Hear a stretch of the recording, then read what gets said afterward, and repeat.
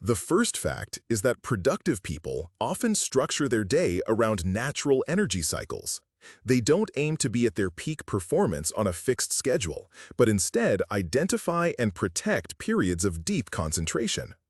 In the hours immediately following waking, the brain finds it easier to maintain focus because there are fewer incoming signals, less social noise, and a weaker impulse to respond to all communications.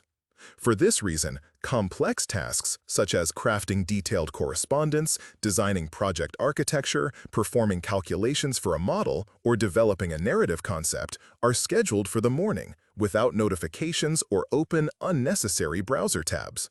This is followed by a cycle, approximately 90 to 120 minutes of focused work, then a short, active break to change mental gears. This rhythm respects the ultradian cycles of wakefulness and helps prevent burnout. The evening is not for a heroic effort to finish everything, but for a conscious winding down, reviewing plans and completing simple tasks, ensuring that the next day's peak concentration is not compromised. Second point, multitasking is not a strength but a pitfall. When you switch between different tasks, an invisible attention cost is incurred. Each time you move from a document to a chat, a cognitive after effect remains, and your brain needs time to get back to a deep state of focus. Productive individuals understand this and set up their workspace to have fewer switches. They organize similar tasks together into chunks, dedicating a specific time window for replying to messages, a separate block for making calls, and another for manual work. Alerts are turned off, and quick checks of your inbox are moved to 2 or 3 set times each day. Strangely, your overall response speed improves. When your email is dealt with all at once, you make decisions as a group without losing the context. The idea of being everywhere at the same time is replaced by the habit of being completely here, and this is what leads to noticeable improvements. The third point is that they have established routines for starting and finishing work which are both simple and predictable. The initial routine is not an extended meditation, but a brief sequence that subtly establishes the workday's direction. Opening the daily plan, recording 3 critical outcomes, clearing the desk of extraneous items, and setting a timer for the first focus session. The concluding routine is about completing tasks, gathering notes, documenting accomplishments, planning the first action for the next day, and physically closing down work surfaces. This framework helps to decrease anxiety when dealing with a large number of tasks that vary in scope. The brain receives a clear signal, commenced and concluded. This simple practice is more effective than grand aspirations because it removes the barrier, the resistance encountered when trying to start each day from zero. Rituals convert work from a shapeless collection into a film with titles, scenes, and coherent editing. Fact 4. Time is like a container, and productive people fill it ahead of time. Instead of a hope list for the day, they use time blocking. Important tasks are given a place in the calendar, not just a line in a task list. This works like a frame. Time limits don't suffocate, but give the task a form, stopping it from spreading out. Parkinson's law, that work expands to fill the time given, is used to their benefit. Little time is allocated with a buffer for friction, not endless time. The reverse timer trick improves concentration. Start a countdown for 30 to 50 minutes and move without judging, just following the plan. When the block ends, a short review. What got in the way, what helped, what to leave out next time. This cycle of planning, doing, and looking back, it's a small production line where the feeling of control and speed is created.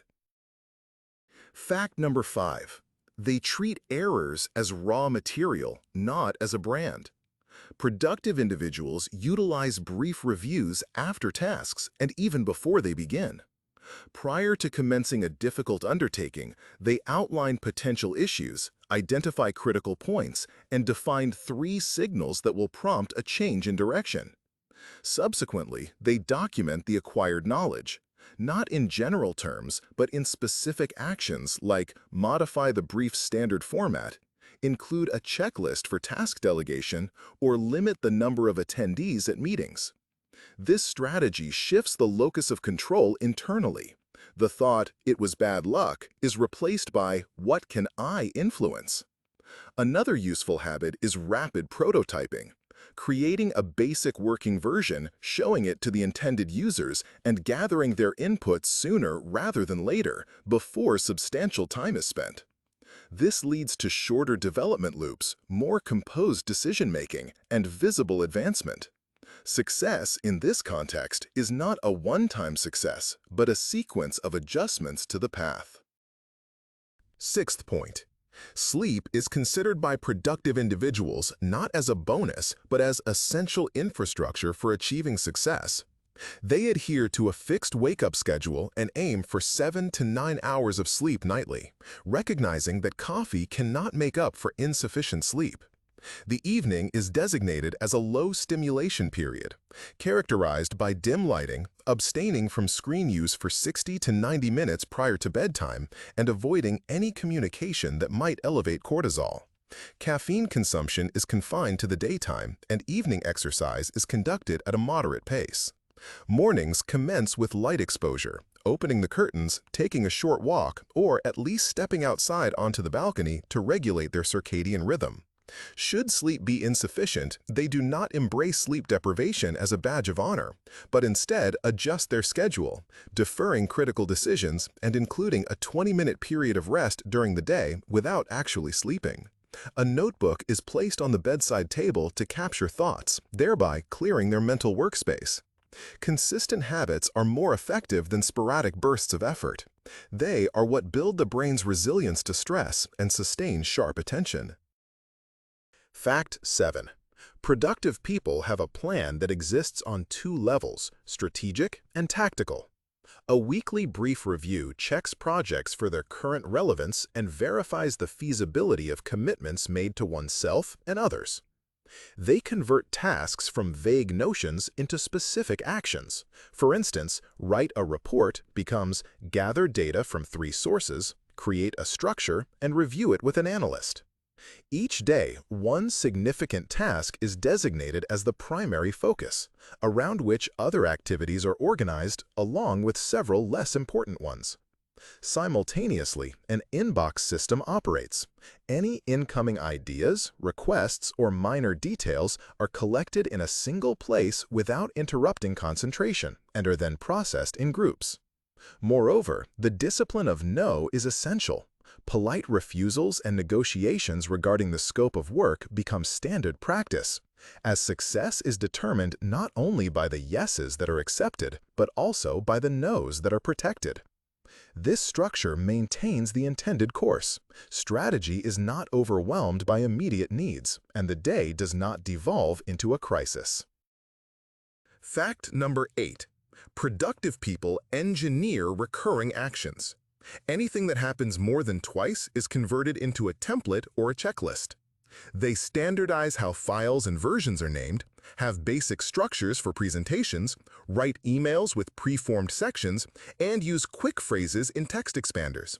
They are good with keyboard shortcuts and setup automation, such as email filters, routing rules, simple macros, and one-click commands for routine report building. This means their brains don't waste energy on mechanical tasks. These are handled by external tools. Fewer mistakes are made when passing information, new colleagues get up to speed faster, and results become more predictable. The trick isn't bureaucracy, but freeing up mental space. When you don't have to remember how we normally do this, you can think about how to do it better this time. Checklists don't stop creativity, they clear out the noise and make space for it. Ninth point, for productive teams, meetings are a valuable asset that is used with economy. The standard is asynchronous. A document with context is provided, comments are made in the tracker, and brief updates using the goal, status, blockers format. If a meeting is unavoidable, it must have an agenda, an owner, and a defined outcome. Participants should read materials beforehand, and the start of the meeting should establish the specific output, a list of decisions or next steps with responsible people and deadlines. The duration is a fixed point in the calendar, 25 or 50 minutes instead of a round hour. The last 5 minutes are for the protocol and sharing. The group size is kept minimal to prevent responsibility diffusion. Off-topic subjects are moved to parking and do not take up the agenda. Afterward, a short decision log is created so the team's memory is not dependent on chat. This method eliminates excessive syncs for the sake of syncs and restores meetings to their meaning, to accelerate, not impede work. Fact number 10 states that the body is a component of the production system, and productive individuals understand this. They integrate movement into their daily schedule, a 10 to 15-minute morning workout, walking between tasks, switching between standing and sitting at their desk, and taking short stretching breaks every hour and a half. They keep water nearby and choose snacks that offer steady energy, like nuts, fruits, and yogurt, rather than sugary options that cause energy spikes. Short breathing exercises, consisting of 4 slow cycles, aid in lowering heart rate and regaining clarity before significant calls. Meetings conducted while walking are utilized for discussions without screens.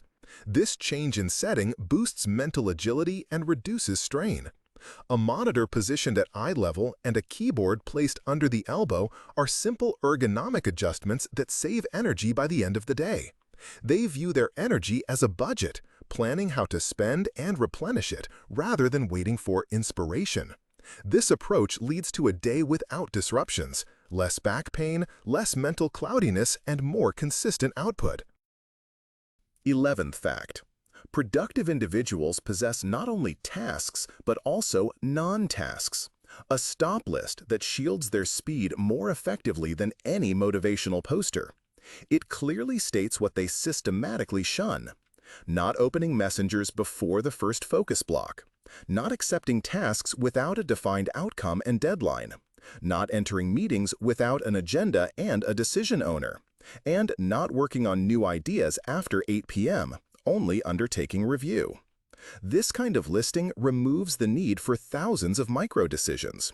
There is no need to argue with oneself each time, as the rules have been decided beforehand. Anti-goals supplement this list, not to lose weight, earn money, get everything done, but rather to avoid turning the calendar into a chessboard without any breathing room, to not accept urgent commitments for weekends, and to not leave tasks without a subsequent step. After a month of adhering to these negative practices, a net positive is achieved: less chaos, fewer superfluous promises, and greater predictable output. Fact 12. They create the environment, not trust willpower. The workspace is set up like a film set. Everything needed for the current task is accessible. Anything not needed is out of the way. The desk contains only the active project, while other materials are stored in labeled bins. However, the digital environment is most important. Distinct browser profiles are used for different activities: analysis, communication, creative work, preventing tabs from disrupting workflow. A timed Do Not Disturb feature is enabled. The smartphone operates in grayscale, and notification badges on app icons are deactivated to avoid distractions. Initial pages display work tools, not news feeds. Entertainment sites are met with a gentle obstacle, a delay-based blocker. Email does not auto-launch when the system starts, but is opened during a scheduled time. This intentional friction engineering makes performing the right action easy and the wrong action a bit harder, and this small distinction dictates the day's success. Fact number 13. Productive individuals focus on both the result and the process. They resolve the ambiguity between input and output metrics. Output metrics are things like sales, finished script pages, and completed tasks. Input metrics are hours of deep work, the number of attempts made, emails sent with proposals, and minutes spent practicing. They select a brief daily progress tracker, 3 counters that can be updated right in a note or on a board. For instance, 2 focus cycles, 30 minutes of skill training, 5 interactions on a key project. Every week, they calibrate. What input metrics are most connected to the progress of output metrics? They remove the rest. This way, the illusion of productivity, where there's a lot of activity but no real effect, is removed. When process numbers are visible, the day is no longer a lottery. It becomes a managed experiment. Fact 14.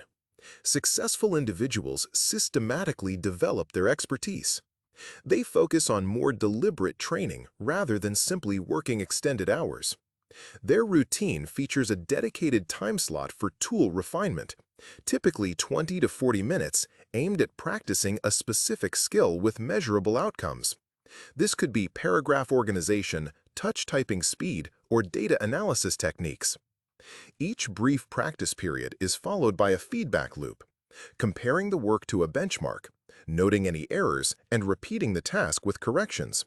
Knowledge is preserved in a personal database, organized with flashcards, notes, and examples, complete with tags for efficient searching, rather than being scattered across numerous open tabs.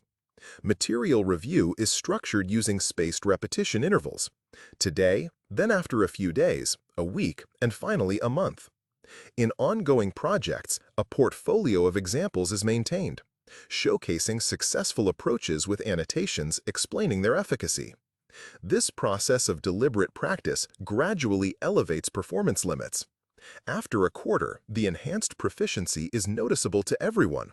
The same 60 minutes of work result in a more refined output because the tools are sharper and the execution is more confident. The 15th point is that their decision-making relies on pre-agreed rules, preventing burnout from constant inquiries about how to proceed in each instance. Decisions are classified by their reversibility. Minor and reversible ones are resolved quickly, using tests or pilot projects. Decisions that are expensive and irreversible follow a comprehensive procedure: hypothesis formulation, risk assessment, evaluation of alternatives, establishment of success criteria, and consultation with a second party. A numerical threshold defines when to escalate. If the budget, time, or risk surpasses X, a brief summary is prepared and reviewed with a partner. Significant decisions are not made when one is fatigued. If pulse and sleep are compromised, the decision is postponed until a better state is achieved. Incoming requests are processed according to a matrix. If a task does not serve my goals and offers no unique value, I politely refuse or propose a reduction in its scope. The final output is a transparent record of decisions, documenting the chosen path and the reasoning behind it, ensuring the team avoids recurring difficult choices. This is not red tape, but rather protection against sudden shifts in strategy. The 16th point addresses planning horizons for productive individuals. These horizons are not merged into a single indistinct blur. They clearly separate directions, goals, and tasks. The uppermost level is the theme of the year, a short phrase that guides choices between good and better, such as enhancing expertise or improving team quality.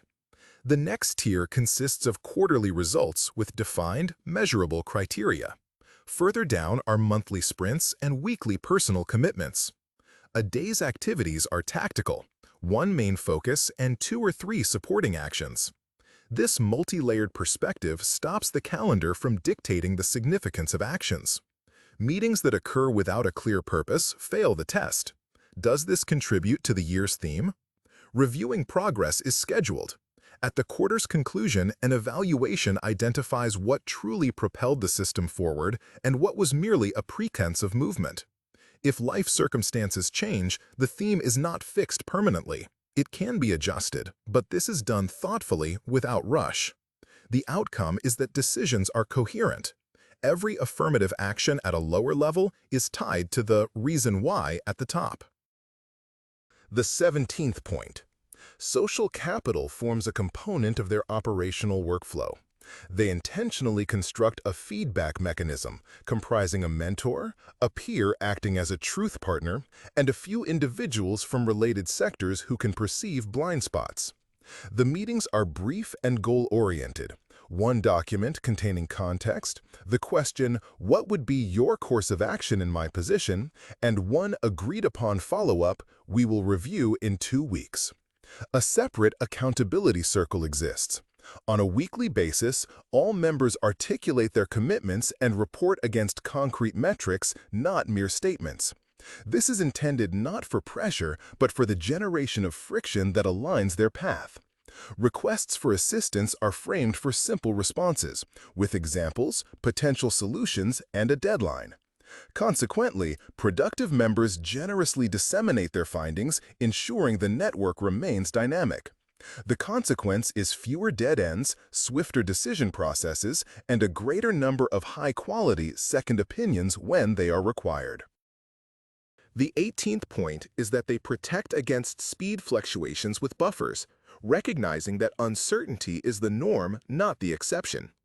Each project contains red lines, meaning deadlines and dependencies, around which buffer time is allocated.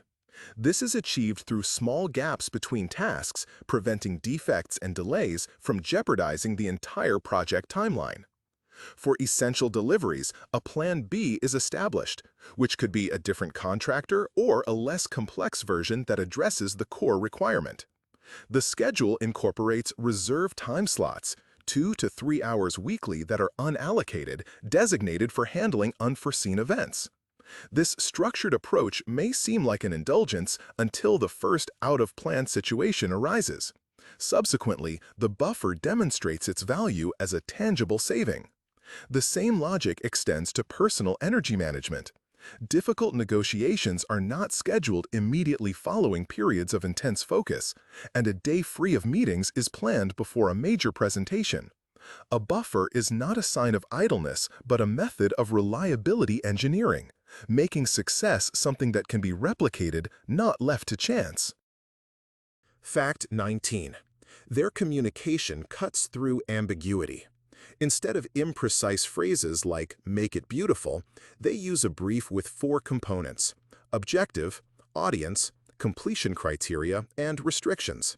A task gets a definition of done, what precisely signifies completion, who checks, and by what measure. Emails start not with greetings, but with a 1-paragraph context and an action question. Choose between 2 by Thursday. Team decisions are recorded concisely: date, choice, reason, responsible person. Debatable discussions are documented with alternatives and arguments to keep logic intact in chats. Artifacts like mock-ups, examples, and standards are attached immediately. Quickly becomes by 4 p.m., 3 screens, no animation. This directness saves hours of reassembly and kilometers of messaging. Most importantly, it removes emotional guesswork. When game rules are clear, speed is no longer mood-dependent. Fact 20. Productive individuals treat rest not as an unplanned event, but as a project with defined metrics. They schedule their recovery with the same clarity as a campaign launch. This involves weekly digital Saturdays free from messengers, daytime quiet windows for walks or reading, and vacations where work access is technically blocked, not just verbally promised. Into their rest, they place deep play, activities that are both challenging and enjoyable, like playing a musical instrument, learning a language, chess, or a craft. This kind of play utilizes the same attention as work, but with different energy, reducing the temptation to get engrossed in passive feeds. At the same time, silent energy leaks are eliminated: late-night series, endless news, pointless calls. They understand seasonal rhythms. After busy launches, there are lighter weeks and social detox. Before major negotiations, they enter a mode of saving themselves from irritants. The outcome is not just less fatigue, but stable power over the long distance. Fact 21. Productive people depend on if-then plans. These are prearranged micro-scenarios that alleviate the pressure of making choices at a given time.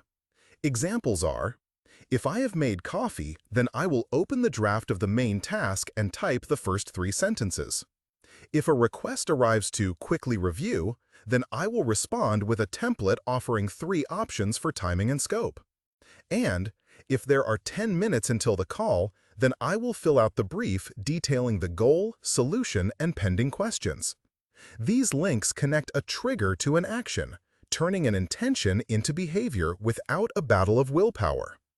The task stacking method also serves as a complement. A new habit is attached to a stable one. A note about a book immediately after brushing teeth, a short stretch after getting home, or an inbox check after lunch. They also introduce guard phrases, short rules for when temptations appear. One paragraph first, then I check the chat. Protocol first, then I close the tab.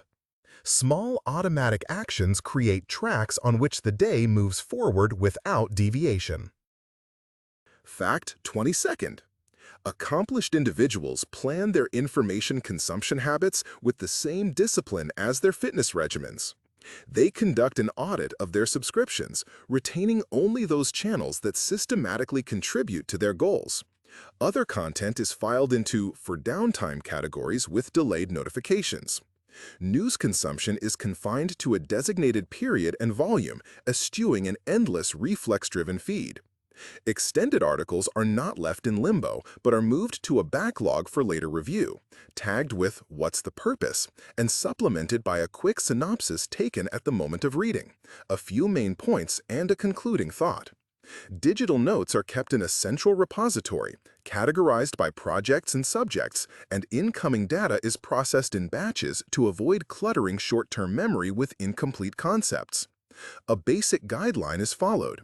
For every hour of information intake, there should be a minimum of 1 hour dedicated to production or practical use. This equilibrium mitigates information fatigue. Instead of a sense of being overwhelmed, a state of clarity is achieved, and knowledge is converted into specific actions within the current week. Fact 23rd. They constrain unfinished work as the key hidden drag. Instead of a dozen concurrent streams, a rigid WIP limit is set. Only as much is actively being worked on as is actually progressing. This decreases the cost of switching and removes the buildup of partially completed, stuck tasks. When launching new initiatives, productive workers gauge the cost of delay. What will be lost if this is postponed by a week, and what will be gained if it's completed sooner? Planning is conducted in short batches, and estimates are 3-point, covering optimistic, base, and pessimistic scenarios, plus a risk buffer. At the end of a cycle, the plan is compared with the actual execution, and benchmarks are refreshed. This ensures that future estimations are based on historical data, not wishful thinking. The simple tenet is, finishing small things and getting value now is better than heroically pushing large things without return for months. The outcome is a predictable flow and a true, steady speed. Fact 24th. For productive individuals, writing functions as a cognitive tool extending beyond mere information transmission. They utilize a work journal where each entry functions as a mini experiment, detailing the date, a hypothesis, the subsequent action, and observed outcomes. Prior to tackling a complex task, a rough draft is generated, intentionally imperfect, serving to liberate from perfectionist tendencies and to discern the solution structure. The organizational framework is established through core theses, which are subsequently enriched with supporting evidence and examples. Visual maps are instrumental during the discovery phase, whereas a linear plan is utilized during the consolidation phase. The ultimate resolutions are recorded in concise notes, ensuring team comprehension of the rationale, not solely the final outcome. This written record acts as an external memory system. It curtails excessive contemplation, expedites the onboarding process for colleagues, and facilitates a return to a prior decision-making juncture a month later, maintaining complete context. Consequently, the process of thinking, writing, verifying evolves into a standard procedure rather than a remarkable achievement. Fact 25th. Emotion management is inherent in their process, as speed declines not from task complexity but from unaddressed reactions. Productive individuals employ the concise name it to tame it method. They articulate emotions verbally to diminish their strength. In high-pressure situations, they institute a pause, 90 seconds for breathing and reassessment prior to responding. Challenging correspondence is composed as a DRAT and dispatched after a reread with a composed mindset. Their calendars are marked with quiet periods, devoid of triggers, and team dynamics are governed by safe feedback principles. Critique focuses on the work, not the individual, and feedback is connected to observed facts and their outcomes. They discern between the discomfort of progress and indicators of burnout, such as persistent cynicism, diminished enjoyment of regular activities, and chronic forgetfulness. When these markers emerge, a recovery protocol is activated, decreasing the workload, ensuring adequate sleep, engaging in discussion with a mentor, and reordering priorities. This practice fosters enduring effectiveness. Fact 26. Productive individuals make use of forcing functions. These are self-imposed limitations that convert an intention into a firm obligation. The focus is not on detrimental deadlines that demand completion no matter the cost, but on effective external motivators. A demo session set for Fridays, a public status update with a defined date, an agreement with a client for an interim presentation, or a symbolic upfront payment that makes withdrawal financially disadvantageous. They issue invitations for a prototype demonstration prior to commencing the work, thereby dictating the sprint's tempo. Within the team, control points are established. Progression requires the existence of a visible deliverable, a draft, a design, or a test batch. The extent of these limitations is carefully calibrated. They must be robust enough to drive progress, but not so severe as to destabilize the system. This environmental design bypasses the "can I or can I not" quandary. The decision is predetermined by the schedule and prior agreements, and the energy is then channeled into producing results rather than combating procrastination. Fact 27. When the progress of work is visible, it speeds up its completion. Productive efforts make progress tangible. A status board with columns labeled "planned," "in progress," "waiting," and "done," plus a separate area for blockers, enables the team to see where progress is stalled and what is needed to resume. The key is transparency, not the number of items. Each item represents a single unit of value, with an assigned owner and a done condition. Visualization helps spot hidden inefficiencies, prolonged waiting times, frequent regressions, and tasks without set deadlines. A done log collects the history of completed work, a separate record showing what was finished during the week and why it matters. This wide-angle view alters the day's psychology. Without a sense of progress, motivation declines. With visible progress, the urge to finish it arises. This method is effective even on an individual level. A simple progress bar for a main task or a checklist of 3 crucial steps encourages action more than an abstract directive to complete. 28thly, the skill of scope negotiation serves as their concealed accelerator. Instead of a straightforward yes or no, they employ the structure yes on the condition that. We will finish by Wednesday on the condition that the scope is confined to 3 screens without animation and we allow for 1 iteration of edits. They term this the timeline, volume, quality triangle and deliberate on which corner is set and where latitude exists. Before commencement, a minimum valuable iteration is conceptualized. What will yield 80% of the benefit devoid of all embellishments? Following this are revision milestones. If by date X, artifact Y is absent, we decrease the volume or postpone the deadline. Yet we do not feign complete command. Within correspondence, a potential pathways template is maintained: swift, fundamental, and augmented, specifying costs in time and currency. The client retains the prerogative to decide and expectations are rendered explicit. Such a methodology eradicates the passive "we were asked" and reinstates oversight, enabling the project to advance not through inertia but along a mutually consented trajectory where every phase is shielded from uncontrolled diffusion. Fact 29. They bet on the accumulation effect. Small, consistent steps defeat infrequent bursts. The minimum viable effort principle removes the barrier to entry. One script paragraph, one partner application, one chart for a report. The bar is ridiculously low, but every day becomes a check mark in the tracker, and the brain stops arguing. The don't break the chain method also works. A calendar showing a visible series of completed actions and a separate plan for cases of travel or illness, a support version of the habit, so the series doesn't perish.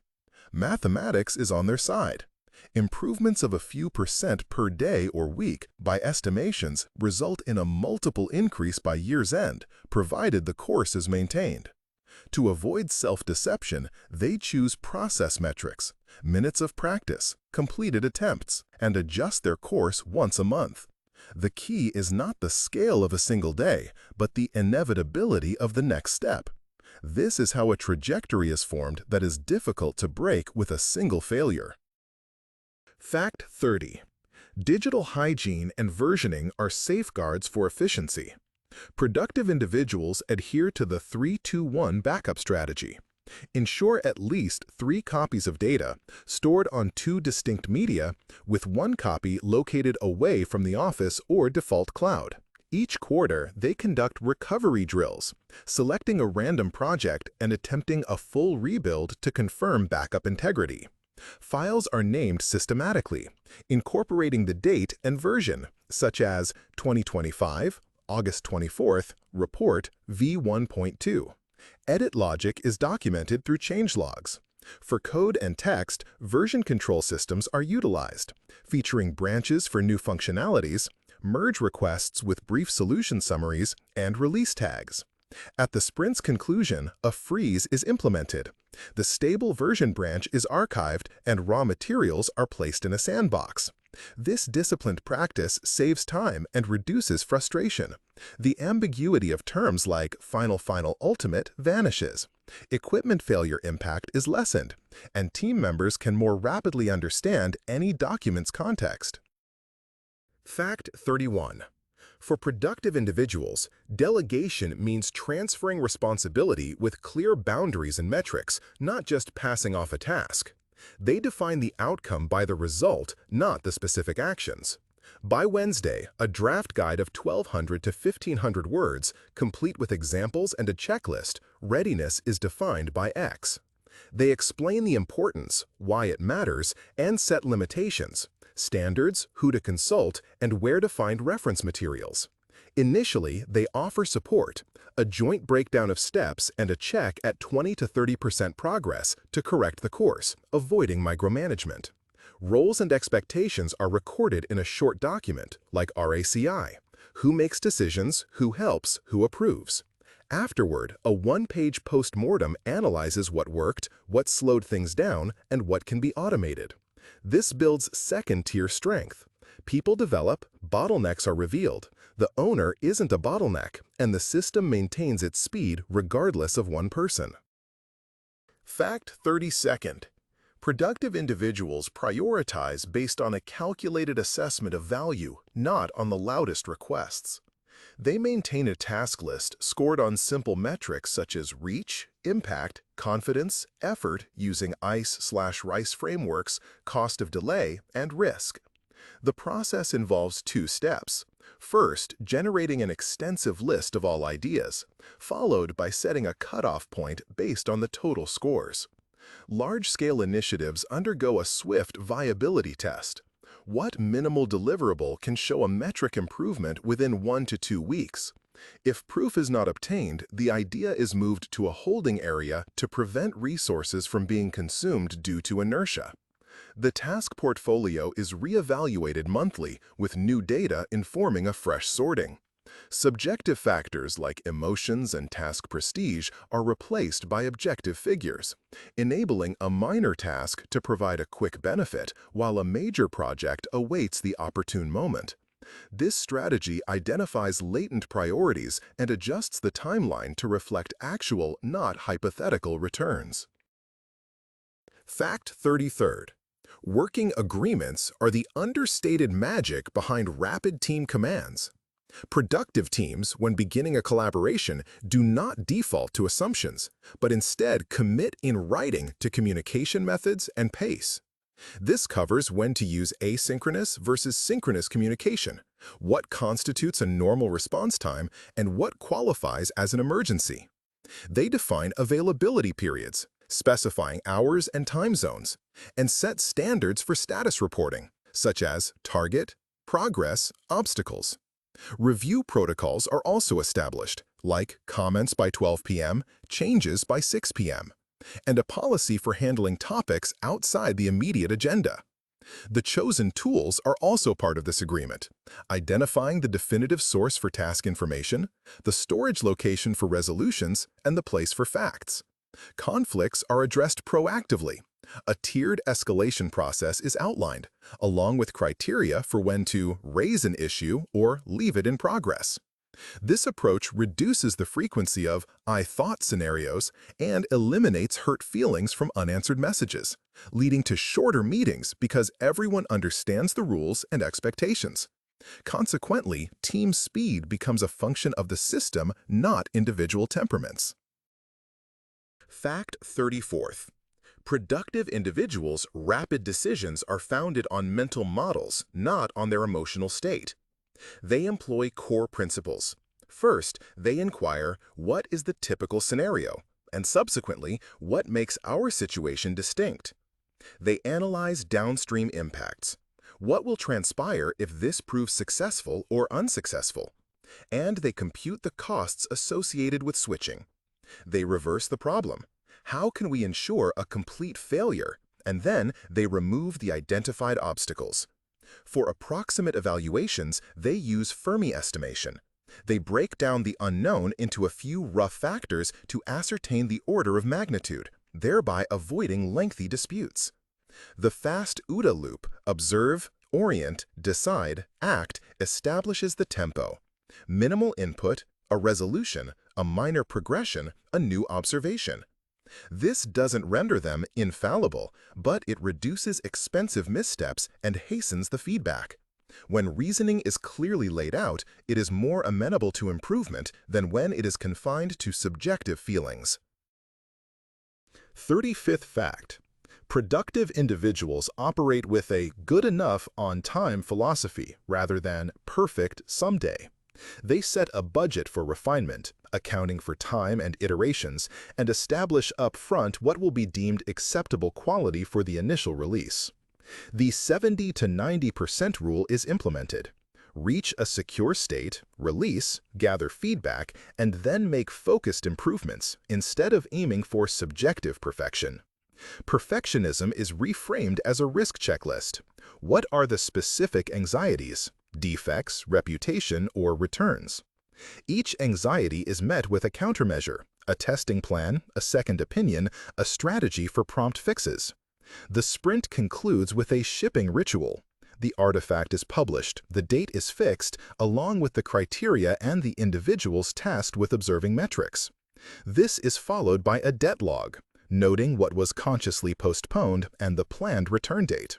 Such an approach bypasses endless just a little longer and delivers value sooner. Users provide actual data, not mere hypotheses, and the team sees a finished product, not an ongoing draft. Fact 36th. Productive individuals organize their weekly schedule around different work types.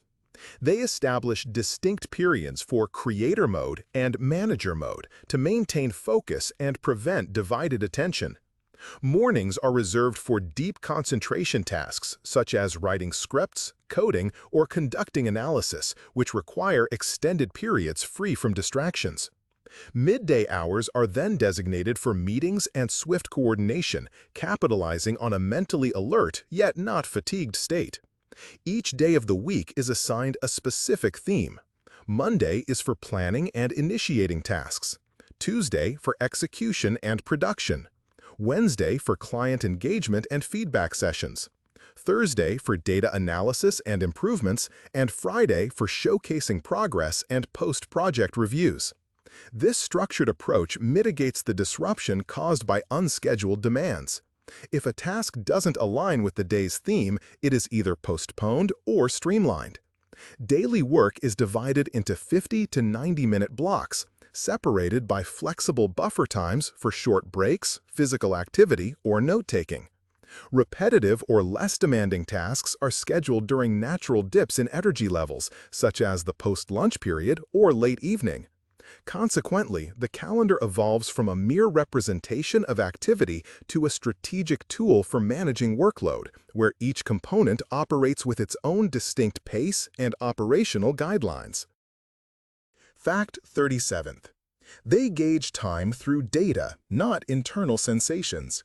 Productive individuals conduct straightforward daily telemetry. They refrain from self-micromanagement, but record essential indicators: the amount of deep focus achieved, time dedicated to communications, and where attention tends to wander. This can involve an automatic tracker, a Pomodoro timer, or a simple 3-line log. A heat map is compiled weekly, highlighting the most productive hours and tasks that are consistently deferred. Frequently, unanticipated findings arise. For instance, that quick email checks collectively last over an hour, and searching for a file interrupts workflow for 10 minutes. Based on these findings, their environment is modified. Folders are given descriptive names, task templates reduce effort, and brief checks are consolidated into one segment. This analysis dispels self-deception and reinstates schedule control, based on what works, not on a vague wish. Fact 38. Productive individuals employ hybrid tools. Paper and digital media are not in opposition, but serve to enhance each other. The initial drafting of an idea takes place on paper. Its inherent speed and tactile quality facilitate the emergence of concealed connections and enable the visualization of thought processes without the need for menus or a mouse. Following this, the content is migrated to a digital system, providing a platform for effortless editing, sharing, and retrieval. For the execution of minor tasks, a capture card is kept accessible. This could be a small notebook or a collection of index cards. One records the information, assigns it to a project, and places it in the inbox without needing to activate a screen. For structuring and arrangement, a whiteboard or sticky notes are utilized, offering a clear visual representation of task progression. Within the digital environment, a singular golden catalog is maintained, housing project notes, resolutions, and checklists, all organized with straightforward tags and references to their original sources. Physical tools are instrumental in initiating work and fostering comprehensive thinking, whereas digital tools are essential for preservation, version control, and collaborative efforts. The ultimate benefit is a reduction in initial input requirements and a decrease in output losses. An idea traverses its journey from conception to tangible outcome seamlessly. Fact 39th. When on the move or experiencing disruptions, their system remains stable. Productive individuals utilize a portable office and follow a protocol for unexpected events. Their backpacks are equipped with noise-canceling headphones, a compact keyboard, a charging unit, various adapters, offline versions of essential files, and a roster of emergency contacts. Prior to any flight, a concise checklist is executed. This includes synchronizing data folders, downloading reading materials and draft documents, and deactivating any automatic services that might engage while using roaming services. When adjusting to new time zones, a gradual adaptation process is implemented. This involves exposure to morning sunlight, hydration, a brief stroll, and, on the initial day, concentrating exclusively on routine operations, avoiding significant decision-making. Communication is structured into designated periods. These are prearranged time slots for engaging with both the team and clients. In the event of technical equipment failure, a contingency plan exists in written form. It details tasks that can be progressed without screen dependency, such as outlining text structure, compiling a list of inquiries, or sketching interface designs. This survival mode effectively converts the unpredictability of travel into a manageable sequence of actions and postponements into opportunities for deeper reflection rather than fostering continuous irritation while waiting. Fact number 40. Their success is amplified by teaching others, embodying the pass it on and multiply concept. High-performing individuals transform their personal discoveries into reusable assets such as brief guides, instructional videos, benchmarks, and checklists. On a weekly basis, they resolve knowledge technical debt by analyzing what was done for the first time and how to perform it twice as fast in the future. New team members are provided with a first-day guide and a collection of examples illustrating the appearance of a completed task. Complex decisions are accompanied by notes explaining the rationale, such as why this particular path was chosen. They implement mentorship and deliver internal lectures consisting of 30-minute sessions that demonstrate real-world cases, highlighting both the procedural steps and the logic behind the chosen methods. During reviews, they inquire, what insights did this provide, and how can we reinforce this learning? And the lesson is immediately integrated into their knowledge base. The act of teaching helps them identify and address their own understanding deficiencies. Consequently, the team shortens the timeline to achieve results, and the quality of output ceases to be dependent on any single individual. This represents the true mechanism for boosting productivity. Knowledge is converted into a structured system. Fact number 41. Productive people utilize entry gates for external requests, which are understandable and consistent for all. They bypass requests phrased as, look at it when you have time, instead guiding individuals to complete a concise brief or a form with 5 fields: the objective, the deadline, the ready criterion, the data source, and the approver. Work initiation is contingent on this, not as a sign of snobbery, but to prevent hours spent on guessing. Their calendars feature reception hours for immediate matters, while other interactions are asynchronous, such as comments within documents or tickets in a tracking system. Email and messaging applications are segmented by purpose. Work-related communication is kept in one channel, personal matters in another, and urgent issues are handled via phone to eliminate a false sense of urgency. Pre-prepared response templates are available for each request category, including phrases like, yes if, I am unable to at this moment but I can offer, and ready to discuss once is determined. This practice eliminates emotional volatility and converts communication from an impulse-driven activity into a process, leading to fewer misunderstandings, a swifter start, and more predictable results. Fact 42. They perceive time as capital, not as sand slipping through fingers. A shadow hourly rate acts as a benchmark for deciding on task execution, self-performance, automation, or outsourcing. The calendar operates as an attention investment portfolio. Morning slots are assigned to projects with the greatest expected ROI, while later periods are for lower value tasks. The pay yourself first rule is implemented.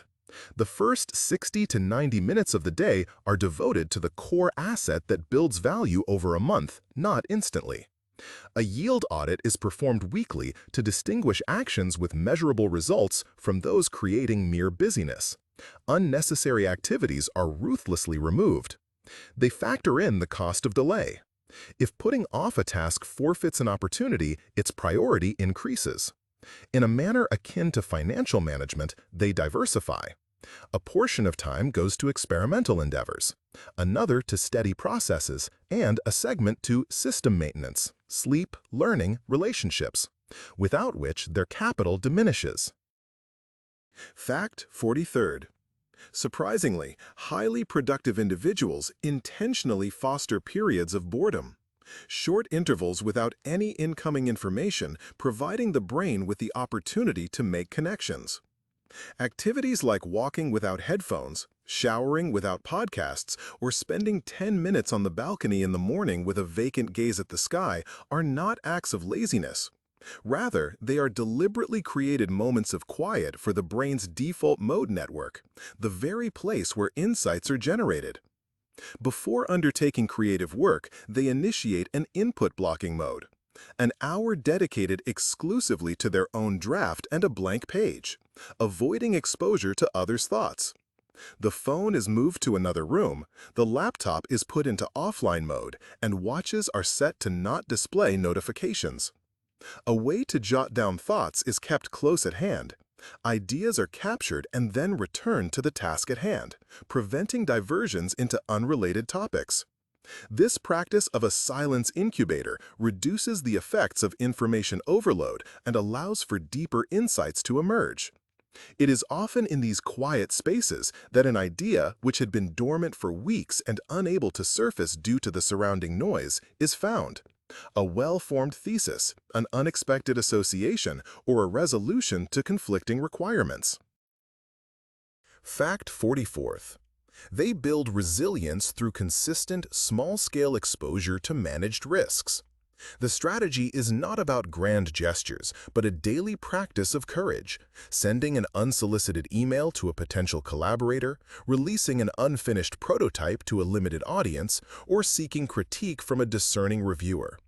A log of rejections is kept, where both successes and attempts are tallied to avoid conflating outcomes with efforts. To mitigate anxieties, proactive safeguards are implemented. A pre-publication quality checklist, a prepared response strategy for criticism, and preset boundaries for discussions. A key principle is distinguishing the self from the work. Discussions should center on the artifact or hypothesis, not on the person's inherent worth. The initial audience for sharing should be a safe community, comprising colleagues familiar with the context and capable of providing specific, helpful feedback. This approach of consistent minor challenges fosters robustness against criticism and quickens the feedback loop, resulting in less self-hindrance and more concrete data for enhancement. Fact number 45. Their core accelerator is their reputational capital, established through predictability, which forms the basis of trust. Productive individuals make commitments with caution, deliver them with precision, and communicate any shifts in projections ahead of time. I anticipate a risk of not meeting the Thursday deadline because of X. I suggest either option A, to decrease the scope, or option B, to postpone the date. They operate under a red button policy, admitting errors publicly and at an early stage, accompanied by a corrective action plan instead of excuses. All correspondence and meetings conclude with a loop closure, consolidating the outcome, decisions, responsible individuals, and timelines into a single paragraph. They acknowledge contributions and make the achievements of others apparent, which serves to reduce subsequent transaction costs. Individuals are more amenable to assisting those who conduct themselves honestly, according to the established rules. A consistent record of fulfilling small promises builds a credit of trust, facilitating quicker approvals, opening new avenues, and lessening the requirement for redundant checks. In essence, speed is not the result of a solo sprint, but the outcome of mutual dependability. Fact 46. Productive individuals do not lead a half-lived life. Every touch is a decision. They implement short processing sessions with 3 rigid steps. The first step is elimination. Delete, unsubscribe, or block sources that do not provide value. Requests without a purpose or deadline are also handled here. The second step is assignment. If a task takes less than 2 minutes, it is completed immediately. If it takes longer, it receives a clear next step and is placed in the calendar or a this week list rather than an indefinite someday. The third step is delegation, based on substance, not position. Entrust it to someone with decision-making power and resource access, accompanied by ready criteria. There is no room for think about it later, as this is simply a disguised obligation. Emails are marked by their outcome, not flags. Reply, resolved, awaiting. Chats are closed after a protocol. Conclusion, who, by when. This single-touch mode eliminates the accumulation of unfinished tasks and removes the constant background stress from pending minor items. Fact number 47, their taste is acquired, not innate, developed through a reference library. Efficient people create swipe files containing exemplary letters, scripts, presentations, interfaces, and business proposals. They regularly dissect successful examples, understanding their effectiveness, the decisions behind them, and transferable principles. Each reference point becomes a quality guideline. For text, this includes a clear goal, logical structure, support, and rhythm. For slides, it means proper hierarchy, contrast, and one idea per slide. For products, it's the user's definition of completion. Prior to launch, a draft is checked against 2 or 3 benchmarks to determine essential elements for adoption, rather than just stylistic ones. This practice builds a standard framework, which is the application of a solution's underlying structure to new material, distinct from plagiarism. After several repetitions, the team's output in writing, layout, and design becomes faster and more refined as the quality standard evolves from an abstract idea to a concrete guide. Fact 48. Those who succeed engage in long-term strategies. Alongside their rapid achievements, they cultivate assets that develop slowly and continue to operate even when they are resting. These are termed value trees. They consist of a knowledge repository with clearly marked case studies, a collection of modules and scripts for reuse, content that remains relevant over time, evergreen content, partnerships that generate incoming opportunities, and automations that save hours of routine work each month. Their schedule includes an investor hour. Weekly, they invest effort into an asset that will pay dividends in the coming months. This could be improving a guide into a permanent article, making a successful email into a template, or turning internal practices into a learning module. The key measure is value half-life.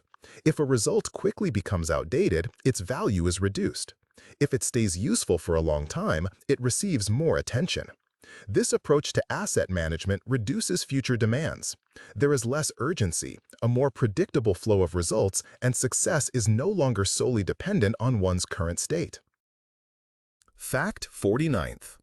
When productive people get stuck, they employ an escape plan for sticky situations. The first action is to redefine the task as a 5-minute physical activity. Change "write a report" to "open the draft and list 3 sections." The second action is to set a double timer, 10 minutes for doing it poorly without evaluation, plus a quick body stretch to overcome inertia. The third action is to alter the approach. If text is the roadblock, switch to drawing a diagram by hand. If numbers are the issue, say them out loud and record. The fourth action is to use an external marker. Show the current work to a coworker or your past self with a note stating what's done, what's missing. The fifth action is to clear away hindrances. Close extra tabs, ask one question to the person in charge, and list fears with counter strategies. Together, these steps turn confusion into a clear path. The brain gets the message, "We are progressing," not "We are not ready." And often, a good idea emerges by the 10th minute of doing it poorly. Fact 50. They guide their work not by internal beautiful, not beautiful feelings, but by user value and application facts. For any project, they start by defining the job a person hires a solution to do, jobs to be done, specifying the situation, the pain, and the desired outcome. With this understanding, they conduct short interviews or observations, gathering friction maps that highlight where people struggle, what they skip, and which words they grasp. The metric acts as a North Star connected to actual behavior, completed actions, time to achieve a result, fewer errors, and repeat usage. Hypotheses are tested with minimal artifacts, such as a prototype, script, or mock-up, rather than a full release shown to 5 target individuals by Thursday. Feedback is captured structurally: fact, interpretation, solution. This cycle removes self-satisfaction and establishes an empirical foundation. Success is quantified by utility, and habits by how swiftly that utility is realized. The 51st fact states that productive individuals manage not only their tasks but also their personal power portfolio. This portfolio is a skills map that highlights areas where their speed is increasing. They organize their competencies into three distinct layers: the core, skills without which work cannot proceed; the enhancers, skills that accelerate the core competencies; and the supporters, skills that sustain energy and cognitive functions. On a quarterly basis, they conduct a review to identify 2 to 3 abilities that served as bottlenecks within their projects. For these identified skills, they plan targeted training sessions with defined metrics such as the speed of drafting a structure, the accuracy of time estimations, and the quality of communication as assessed by a checklist. They utilize a T-shaped profile format, featuring one deep, specialized vertical skill, complemented by several broad, stable horizontal skills that facilitate integration with others. Each competency is assigned a next micro-level that is measured by observable behavior rather than abstract notions. This approach shifts growth from a vague objective of improving overall to a concrete engineering plan, where enhancing a single component can eliminate weeks of inefficiency throughout the entire workflow. Fact 52nd. They mitigate cognitive biases through decision hygiene. Prior to a crucial decision, they establish not only a projection, will we meet the September 15th deadline, but also a confidence level, a truthful percentage of certainty. Subsequently, they consult their projection records and adjust their self-assessment. How closely did their estimates reflect reality?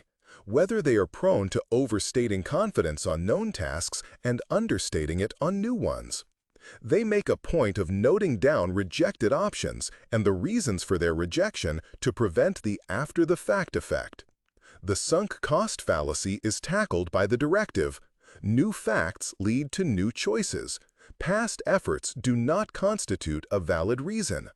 They address their blind spots by engaging red teams, associates who conscientiously search for flaws in a strategy. In uncertain scenarios, they employ checklists and basic risk rating scales, grounding emotional reactions in numerical values. The outcome is consistently high-quality decision-making, fewer impulsive alterations of course, and more accurate recalculations of direction based on actual data. Fact number 53. The financial dimension of their productivity is clearly embedded within the operational flow. An experimentation fund is available, a small recurring budget designated for creating prototypes and validating hypotheses, thereby avoiding the sale of an idea based solely on persuasive language. Furthermore, a training fund is established, a fixed percentage of resources allocated for courses, books, and necessary tools. This fund is shielded from immediate financial demands, acting as a protective measure for future operational speed. Recurring financial commitments are transitioned into an automated system, and all calculations are conducted using time units, determining the quantity of life hours that are either gained or saved through a particular service, subscription, or automation process. Tasks that are highly demanding are candidly outsourced or substituted with external services if the shadow hourly rate indicates a more advantageous outcome. Potential risks are reduced through the implementation of buffer reserves and the insurance of vital components. Periods of peak seasonal activity are strategically planned with available financial and temporal reserves.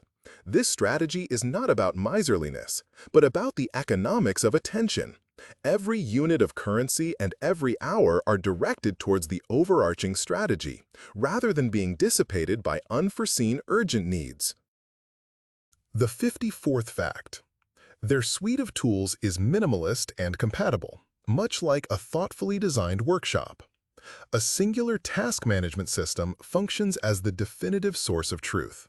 Notes are maintained in a format conducive to easy searching and storage, plain text files, Markdown, and data is organized in tables with self-explanatory fields to facilitate effortless migration. Communication pathways are segmented according to their roles. Discussions are situated where the record of decisions is kept. Immediate inquiries are directed to a distinct aisle to prevent conflation with project artifacts. The utilization of keyboard shortcuts and text expansion tools is regarded as essential proficiency, yielding time savings within a month. On a quarterly basis, a stack overhaul is performed.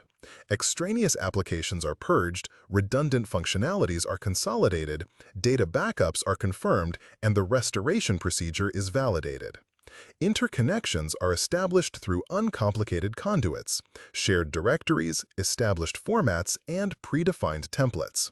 The outcome is diminished software friction, a reduction in unforeseen complications during team expansion, and accelerated progress on endeavors that generate tangible value. The 55th fact: productive leaders' habits aim for team resilience, autonomy, a clear goal, and space for developing expertise. They create freedom frames, clarifying what's set, what's flexible, when to consult others, and when to decide alone, which removes micromanagement. Feedback is given using an observation, effect, suggestion, intended for improvement, not to cause offense. Their schedules feature quiet times for creative work by everyone, not just the leader. Meetings have defined roles so that an expert's voice isn't lost among status updates. Process well-being is tracked along with results. Task queues, unfinished work levels, and how often people work overtime are monitored as early signs of burnout. Work is redistributed before the engine fails. This includes training backups, writing down knowledge, and planning slower paces after releases. This kind of culture makes success not dependent on one star player and keeps up the pace for the long run. Fact number 56 highlights that productive individuals meticulously plan for risks just as they do for their projects. Every major project is accompanied by a one-page risk passport. This document details the project's goal and success criteria, identifies 3 principal threats, lists early warning indicators, sets an alert threshold, and outlines pre-approved actions to be taken when these triggers are met. An example is, a data delay exceeding 48 hours is designated as a yellow indicator, activating the simplified model without segmentation protocol. Another example is, the departure of a key contractor is a red indicator, requiring the activation of Plan B with a previously vetted alternative supplier. The passport undergoes a weekly review during a brief stand-up meeting. During this review, they identify which markers have been triggered, how much of the buffer has been used, and which dependencies require manual follow-up. This level of discipline turns chaotic situations into manageable ones. Risks are not left to subjective feelings, but are kept in plain sight, where time is a valuable commodity, and making an early decision is always less expensive than resorting to late-stage heroic measures. Fact 57th. Their pace is built on default decisions, which are standards that save hundreds of micro-choices weekly. A new document begins not on a blank page, but from a template. It contains a title, a goal, a definition of done, a risk block, and a decision log. Emails with typical scenarios, answering a brief, clarifying requirements, shifting a deadline, are kept in a text expander. A few hotkeys and a draft with the correct structure is ready, only needing context added. Meetings wrap up with the same formula: outcome, who, by when. And this paragraph immediately goes into the common log. For design, there's a component library. For data, a unified metrics dictionary, ensuring conversion means the same thing everywhere.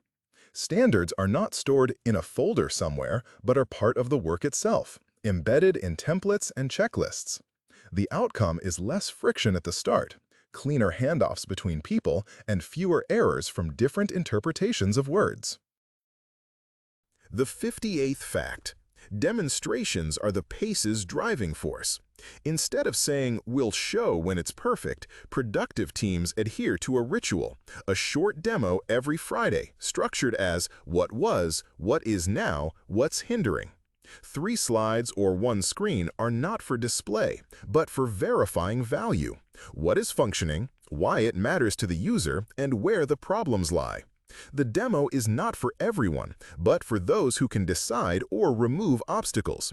Questions are logged and contentious decisions are documented with alternatives.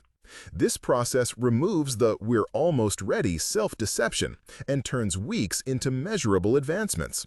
An added benefit is psychological. A public rhythm lessens the urge to endlessly polish details. The team learns to discuss progress specifically, rather than vaguely, and to see the product from an observer's viewpoint, not just the creator's. Regular demos become the project's metronome, setting the rhythm for all other activities. Fact 59th. For creative endeavors, productive individuals implement broaden and focus phases. The initial stage is divergence. A set time frame is allocated where no critiques or revisions are permitted. The aim is to produce a multitude of ideas, regardless of their initial polish or boldness. Supporting techniques include contrarian thinking, drawing analogies from unrelated sectors, or reinterpreting successful external concepts within one's own framework. This is followed by convergence. Precise selection criteria are established: purpose, boundaries, potential hazards, evaluation speed. And choices are made through mechanisms like point voting or a scoring system. Each selected concept is assigned termination conditions, stipulations for its dismissal without dispute.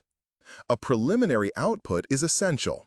This might be a rough drawing, a narrative outline, or a functional model. Such a cycle alleviates the persistent off or incorrect sentiment and converts inspiration into a structured workflow. It provides space for both imaginative freedom and rigorous pruning, and the team understands exactly what is expected of them at each juncture: uninhibited idea generation or a considered selection. Fact 60. Productive individuals employ external memory with spaced intervals. They maintain an operational glossary for projects, containing terms, accepted abbreviations, and assumptions, ensuring new hires don't waste weeks deciphering others' terminology. Knowledge that needs repetition, such as formulas, commands, or techniques, is stored in flashcards with examples and reviewed at intervals: today, in 3 days, in a week, in a month.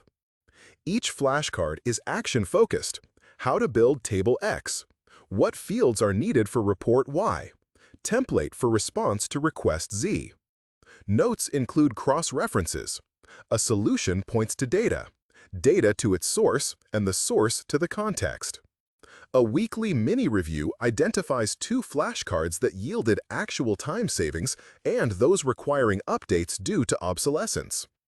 This second brain is designed not for collecting quotes, but for accelerating task completion, minimizing time spent recalling past procedures, and boosting confidence that information will be accessible when needed and in a functional format.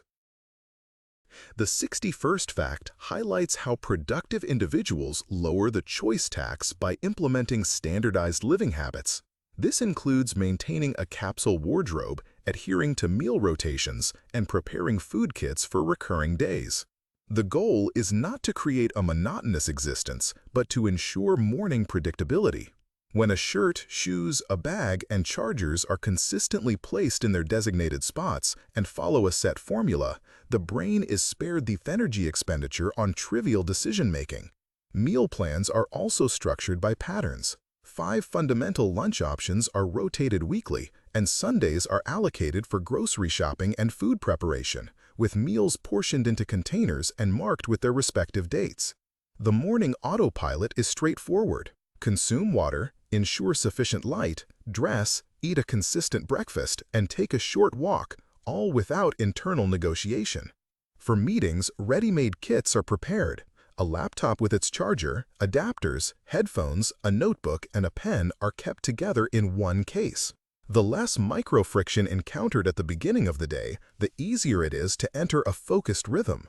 Creativity flourishes within order, not suffers, as attention is then free to concentrate on important matters rather than being diverted by decisions about what to wear or eat. Fact 62nd. When a day takes a turn for the worse, productive individuals engage their minimum viable day protocol, a way to salvage their progress. The initial step involves a 3 to 5 minute pause. Drink water, practice breathing, and jot down a quick summary of the situation. Following this is a rigorous task triage, categorizing everything into 3 bins: urgent deadlines for today, tasks that can be deferred without consequence, and non-critical items. Urgent tasks are assigned a single, protected work session free from interruptions. Deferrable tasks are actively renegotiated via a concise email explaining the risk and proposing 2 alternative solutions with adjusted timelines and scope. Non-essential tasks are met with a polite rejection. A temporary halt on accepting new responsibilities is implemented until the day concludes. Notifications are silenced with a Do Not Disturb setting, and each task scope is reduced to a single actionable step. The day concludes with a brief debrief, noting accomplishments, deferred items, encountered obstacles, and strategies for future avoidance. This emergency plan reestablishes command during chaotic periods, fostering a series of small achievements and safeguarding one's reputation instead of succumbing to panic. Hecho 63. La higiene cibernética es parte de su productividad. Un incidente puede anular semanas de trabajo.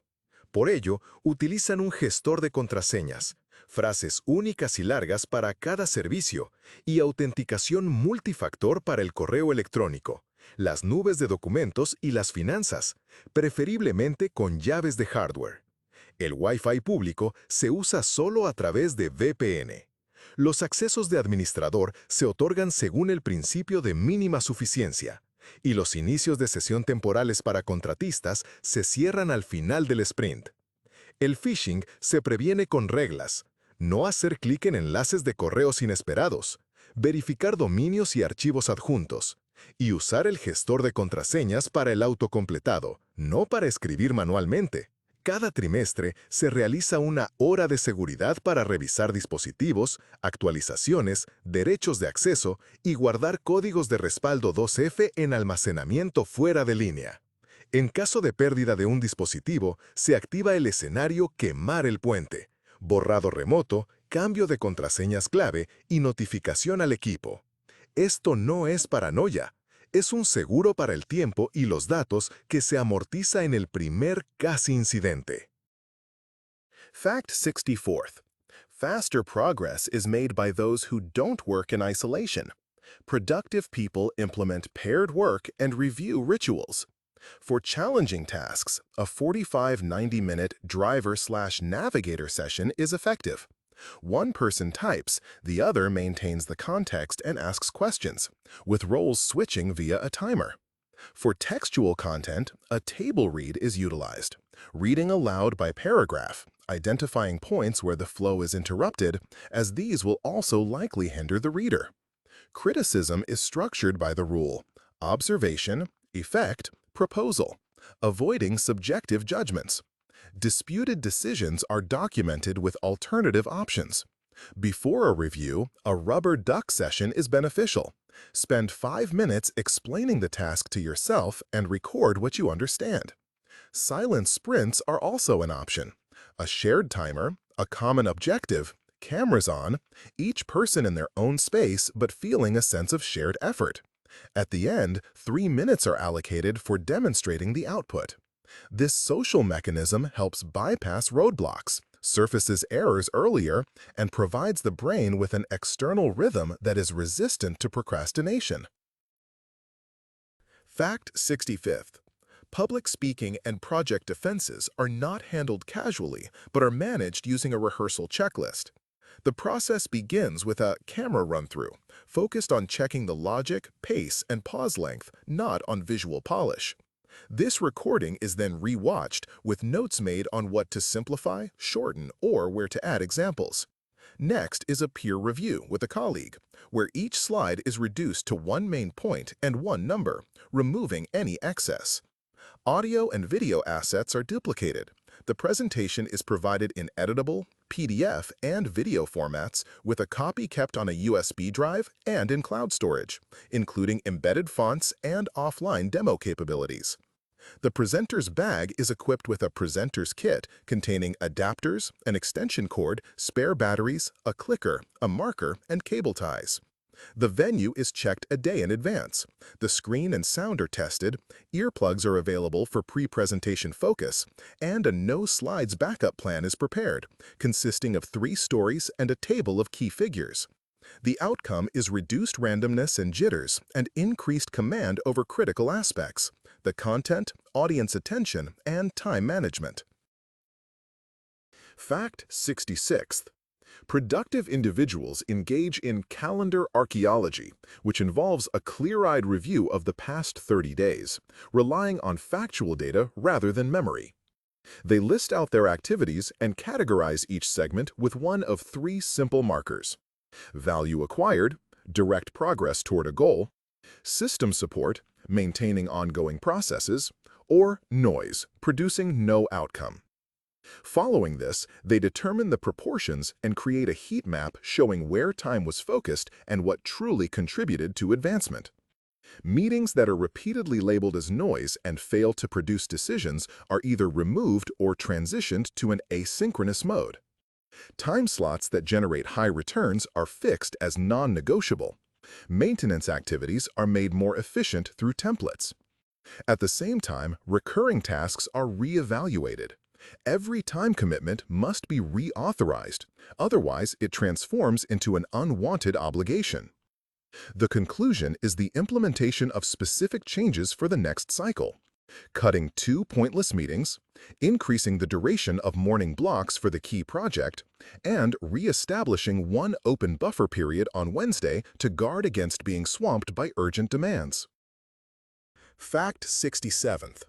Annually, productive individuals conduct a self-board meeting, a 1-page report detailing attention and results. This report presents a P&L of time, identifying where income came from, projects with measurable impact, where expenses were incurred, unscalable routine tasks, and where investments were made, training, assets, partnerships. It also includes a decision map showing the critical choices made and the rationale behind them. 3 yearly stories focus on cause and effect, not emotions, following a hypothesis, action, fact, conclusion structure. The report concludes with a stop, continue, start matrix, including dates and initial steps. It avoids abstract goals like be better and instead lists specific behavioral changes. Cease free consultations on Fridays. Move onboarding to a video guide. Spend 40 minutes weekly writing to an expert. This format removes self-deception and sets a strategy for the following year, where every new habit is assigned an owner, a measure, and a deadline. Fact 68th. Dependency management is their common superpower. Instead of the general phrase awaiting data from analytics, productive individuals have an expectations register.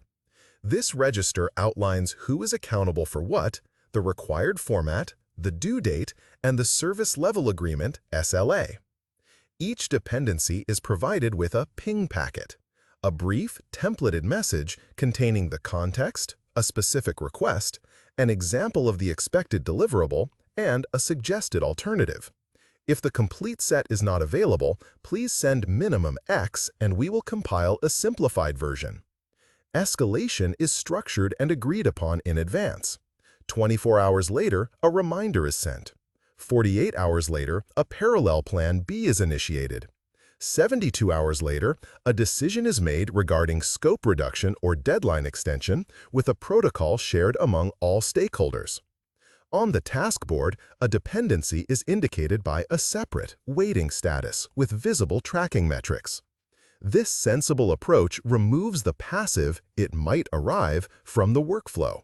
turning the waiting period into a manageable process with clear conclusions and a diminished risk of a cascading problem. Fact 69th. To ensure decisions are effective, productive individuals frequently go into the field. They create short observation cycles, 5 to 7 half-hour interviews weekly with real users or colleagues at their work locations. They also use usage diaries with photos or screenshots and journey maps from intention to outcome, noting any obstacles or workarounds. The questions asked are not about like or dislike, but rather focus on what did you do before, after, where did you spend time, what did you miss. The collected items go into a shared insight registry, each with tags and links to hypotheses. Changes are small and fast. A button's wording is changed, an extra step is removed, a critical field is highlighted, and a behavioral metric is checked a week later. This field mode brings reality back to the desk. Fewer opinion-based disputes, more application facts. Decisions stop being isolated, and the product process more accurately meets the real work it's hired to do. Fact 70. Their method for closing cycles is not a quiet disappearance, but a ritual called release notes. Each week, the team captures in 10 to 12 lines what has been released and its importance, what outstanding items were deliberately left, which metrics will be tracked in the upcoming week, and what is being archived.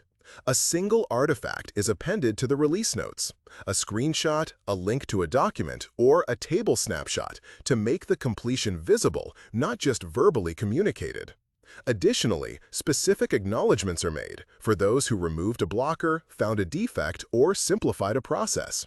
At the quarter's end, the weekly entries are assembled into a progress museum, a collage of artifacts and decisions that makes growth palpable and motivates more effectively than any slogan.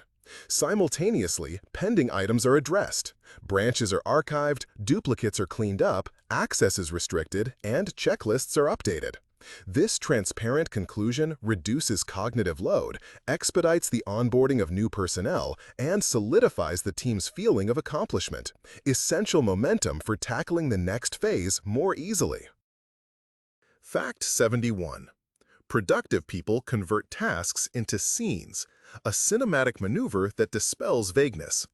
Each scene is defined by a setting, time frame, personnel, required materials, and a finished marker.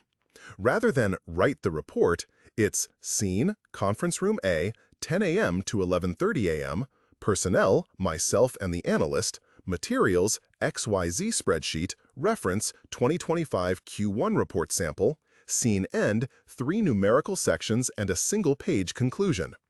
This scenario-based notation bypasses abstract notions and specifies concrete elements, the location, the necessary people, the initial action, and the concluding outcome.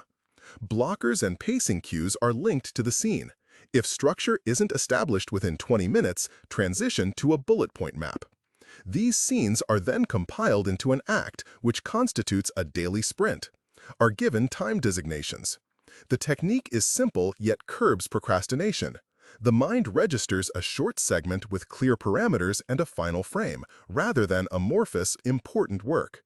The completion is cemented by an actual deliverable, not just a feeling of obligation, allowing the day to progress as a sequence of concluded tasks. Fact 72nd. High achievers employ automation and AI as a powerful tool, but with safety measures. The process is based on brief, draft verification. Initially, a precise prompt is given, including context, the intended audience, and the criteria for completion. Subsequently, the model or script produces a quick draft, which is then followed by human editing, including fact verification and style checks. Sensitive information is kept secure by not being transmitted to external services. Input is anonymized, and tasks performed locally are processed using offline tools. Every generated output is reviewed against a checklist: alignment with the objective, verification of numerical sources, adherence to legal constraints, and appropriate tone. A prompt record is maintained, transforming successful prompts into templated examples to streamline the team's workflow. For routine operations, batch processing is utilized for tasks such as bulk file renaming, automatic table compilation, and field autofilling. For creative endeavors, various phrasing and structural options are presented, with the author making the ultimate decision. In this manner, AI boosts efficiency without diluting responsibility, resulting in enhanced speed without compromising quality or ethical conduct. Fact 73rd. Productive people measure their energy, not gauge it by mood. They interpret their biomarkers as a dashboard. 3 basic sensors: sleep duration and continuity, morning resting heart rate, and a subjective energy scale already paint a picture. Heart rate variability and the load from previous days add to this. If the pulse is elevated from the norm and sleep is disrupted, mechanical tasks and coordination are prioritized, not strategic decisions.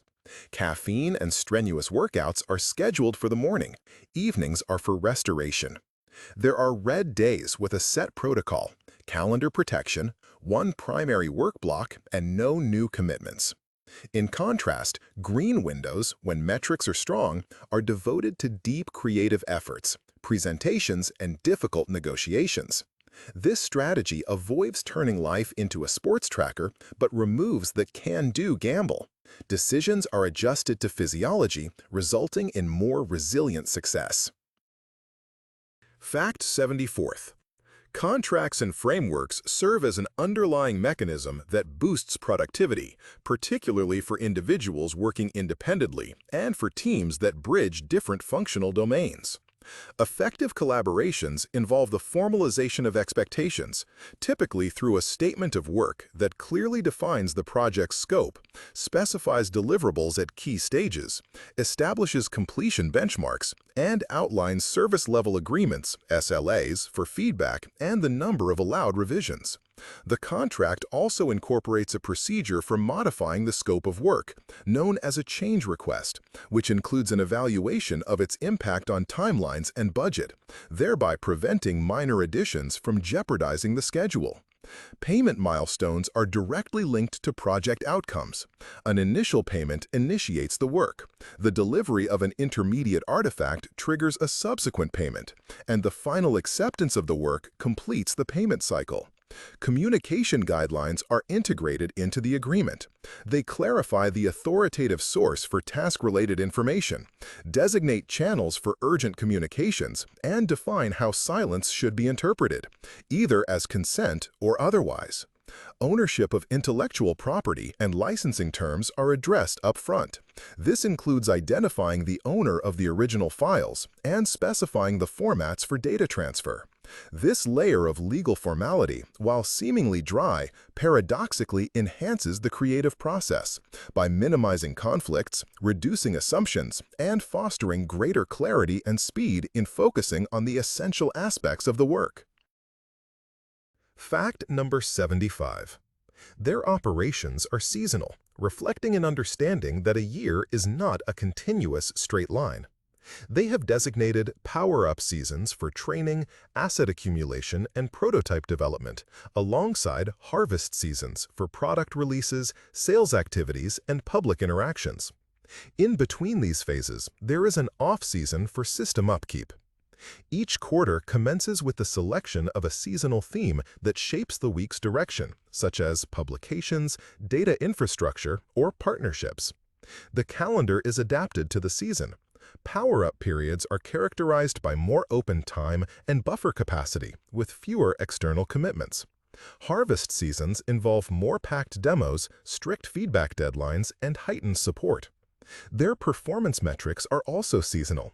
During Power-Up, they monitor practice hours and finished components, whereas during Harvest, they track conversion rates and the time to achieve outcomes. After reaching a peak, a wind-down period is a requirement.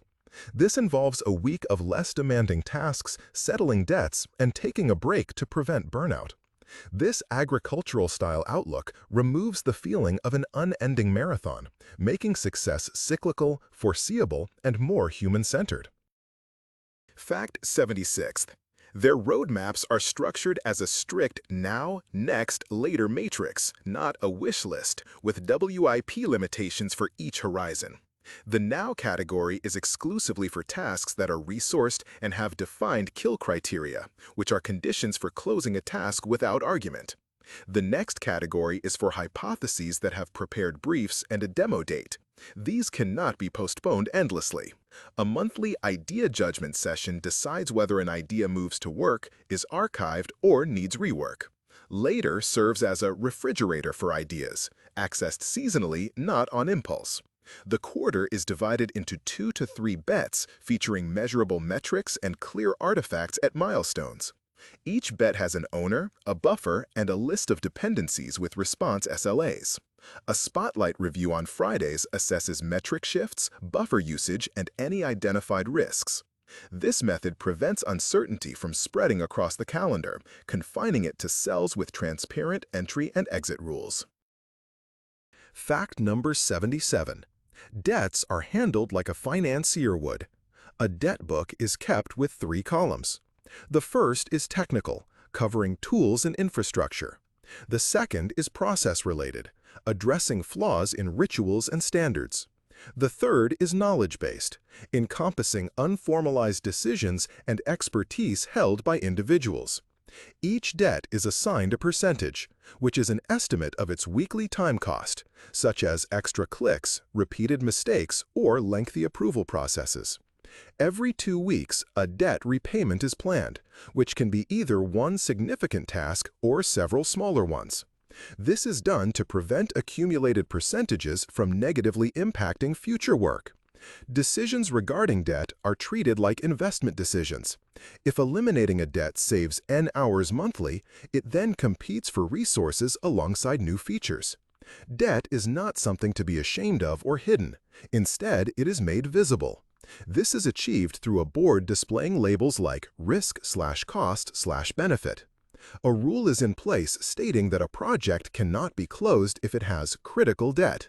This method ensures sustained speed over time, allowing the team to move along a smooth path rather than a rough terrain where each step consumes extra energy.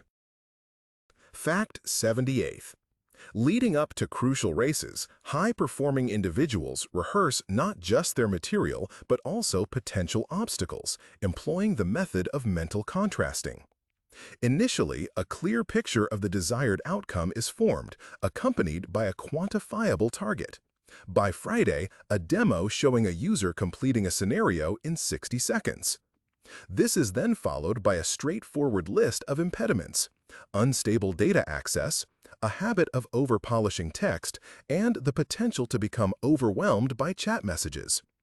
Immediately thereafter, if-then solutions are devised. If access is not granted by 12 p.m., we will resort to synthetic data. If a structure isn't established within 20 minutes, we will transition to a mind map of key points. If chat interactions are too disruptive, we will activate a Do Not Disturb setting and reserve 1 slot for replies. The final step is to identify the first action for the next day, opening the draft, inserting the template, and typing in the section titles. This form of preparation eliminates the false impression of complete mastery and reframes the objective as a chain of interlocking components, where even a disruption is an anticipated event, not a disaster. Fact 79th. Productive individuals possess a dedicated operating system, the producer role, even in the absence of a team. They differentiate between work on the machine, artifact creation, and work above the machine, planning, buffers, dependencies, communication. Mornings engage the producer mode. 15 to 20 minutes are allocated to task arrangement, clarifying ready criteria, sending out emails for dependency requests, and updating the risk book. The afternoon is primarily for the executor mode, focused work according to timecodes. Evenings involve a brief daily summary, what has been completed, any blockers, and the plan for the following day. If an assistant is present, the producer provides operator-level instructions, checklists for bookings, data collection, and reports to offload repetitive tasks. This approach reduces internal role conflicts. The strategist does not compete with the craftsman for the same hour, and the system ensures a steady pace without abrupt changes. Fact 80. Crises are met as reliability engineers would, with pre-written runbooks, which are recovery scenarios. A separate folder contains templates for 3 levels: operational failure, e.g. a laptop or software malfunction; reputational risk, an error in a public artifact; and calendar collapse, overlapping deadlines. Each scenario outlines the initial 15 minutes, who to notify, what to halt, what minimal artifact to deliver, and where backups and contacts are stored. Ready-made texts are available, admitting fault without excuses, a plan for remediation, and new deadlines with volume variations. Concurrently, a status page is maintained for stakeholders, a single, updated document showing the progress of the liquidation efforts. Quarterly drills are conducted, an incident is simulated, and the recovery path is followed, from remotely wiping a device to releasing a fix. The result is less panic, a faster recovery, and preserved trust. A crisis becomes a test of the system, not a matter of luck. Fact 81. Productive people maintain an explicit log of assumptions, a brief document stating what must be true for the plan to work. Each hypothesis receives a confidence label in %, its source, historical data, interviews, expert evaluation, a revision date, and a destroyer, a fact that will negate the confidence. In a campaign launch, this might be CPL approximately 900 rubles, 70%, historical, landing page conversion 3 to 5%, 60%, last quarter's test, CRM access by September 1st, 80%, contract in progress. Nearby are verification signals. If after 500 clicks, conversion less than 2%, switch to option B. The log is updated in a weekly session. Hypotheses turn into knowledge, are reformulated, or are closed with the reason noted. Such a catalog of reality quenches narrative illusions, reduces expensive surprises, and makes course changes predictable. The team argues not about feelings, but about assumptions and the facts of their verification. Fact 82nd. Language is their tool for achieving speed, so tasks are defined with engineering principles: perfective verb, artifact, criterion, deadline. The instruction is not work on presentation, but rather assemble a draft of 10 slides, version 0.1 by 1600, with the following specifications: 1 thesis per slide, no animation, font X. Similarly, instead of deal with report, it's export Q3 sales table, fields A to F, compare with Q2, and provide 3 conclusions by 12:30. Vague terms like think, work on, and adhere to are prohibited. Communication follows the same grammatical structure. The top paragraph states the goal and the action, need to choose between 2 options today, and the bottom states result, who, by when. Units of measurement are used to remove subjective interpretation: seconds of a video, pages, screens, items, versions v0.1/v1.0. This practice of language hygiene is exceptionally cost-effective in reducing friction. There are fewer requests for clarification, fewer instances of work needing to be redone, and fewer misunderstandings labeled as "I didn't understand correctly," ultimately making the calendar a predictable tool rather than a source of guesswork. Fact 83. They save minutes by returning to tasks using context anchors. Each session concludes with a brief project summary: where I stopped, 1 sentence; next 2 steps, actions taking 5 minutes; expectations/dependencies; and links/files. A navigator note is left in the text. WW, proceed to the method section, insert graph A, data is available at /reports/2025 Q3. For intricate tasks, a screenshot of the current status and a short voice memo to oneself for the next day are prepared. 30 to 60 seconds to re-establish the thought process. The work environment is saved as sets. A group of tabs, windows for a project opens with one click, and extraneous ones are closed. The very first step when resuming is small. Finish one sentence, execute one test, style one block. Anchors eliminate starting friction, remove the dread of a blank page, and make every return a smooth acceleration, not a fresh climb up a wall. Altogether, this saves hours each month and notably smooths out attention fluctuations. Fact 84th. They extract hidden knowledge using shadowing and reverse interviews. A beginner first watches an expert live, focusing on the process, not the result. What windows they open, what checks they do, the order of micro-decisions. Then the roles swap. The beginner performs the task and the expert asks clarifying questions, catching blind spots. This is immediately turned into operations, a checklist of 10 to 15 steps, a reference artifact of what finished looks like, common mistakes, and quick quality tests. A couple of weeks later, shadowing is complemented by a reverse interview. The beginner explains the process logic to a third person, reinforcing knowledge in the team. This system transforms individual talent into a system asset. Onboarding is shortened, quality depends less on mood, and the magic of work stops living in people's heads and moves to clear, verifiable steps accessible to everyone who comes next. Fact number 85.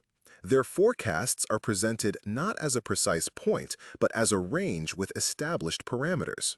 Communication to the outside involves a 90% probability for date or volume, e.g., delivery between September 12th and 16th, the standard version comprising 8 screens. Internally, an earlier benchmark is used to establish a buffer. Accompanying these are allowances. Should metric X exceed the 2 to 3 standard deviation limits or the stipulated corridor, scenario B will be invoked. The scenarios are already documented. Reduce the scope to its essential functional version, reallocate N hours from Project Y, reschedule the demonstration by 24 hours with compensation Z. Estimates are managed as distributions. The 50th percentile guides resource planning, while the 90th percentile informs promises. Decision triggers are visible on the board. T plus 48 hours without access to data, or if the prototype fails to pass user testing with 5 out of 7 individuals. The decision is automatically activated, bypassing the need for additional approvals. This strategy embraces uncertainty. The calendar loses its fragility, and the interests of stakeholders are protected by transparent guidelines for course correction, drafted in advance of any potential difficulties. Fact 86. The plans of productive people are built not just on priority, but also on energy type. They sort tasks into 4 bins: deep solitary, covering architecture, writing, analysis; deep social, for one-on-one strategic discussions; light solitary, for routine reports, file organization; and light social, for status update calls, quick approvals. The morning peak is reserved for the first type, the middle of the day for the second, and the post-lunch dip for the lighter categories. Within each bin, tasks are sorted by the brain's temperature. When alertness and pulse are at their highest, they undertake creative risks. When energy is lower, they tackle predictable tasks. Emotional valence is also taken into account. Difficult conversations are scheduled for periods with greater empathy and self-control. This energy timing approach does not glorify willpower, but rather adapts the system to one's physiology, leading to fewer unproductive starts, less self-sabotage, and a notably higher probability of completing challenging tasks without exhaustion. The 87th fact highlights a method for rapid learning from leading examples. High-achieving individuals or teams engage in a regular, bi-weekly benchmarking practice, referred to as anatomy of the benchmark. This process is data-driven, prioritizing objective metrics over subjective approval. It involves selecting an external product, presentation, or case study and creating a structured table of key parameters. These parameters include the time it takes to deliver the initial value to the user, the number of steps required to complete a core user scenario, the density of factual information presented per minute, the effectiveness of the visual hierarchy, and the identification of loss points where users might disengage.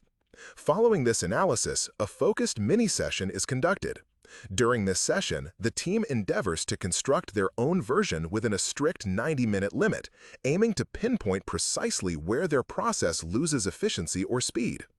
The outcome of this exercise yields two tangible results: a checklist detailing the principles derived from the benchmarked example, and a defined experiment for the upcoming week.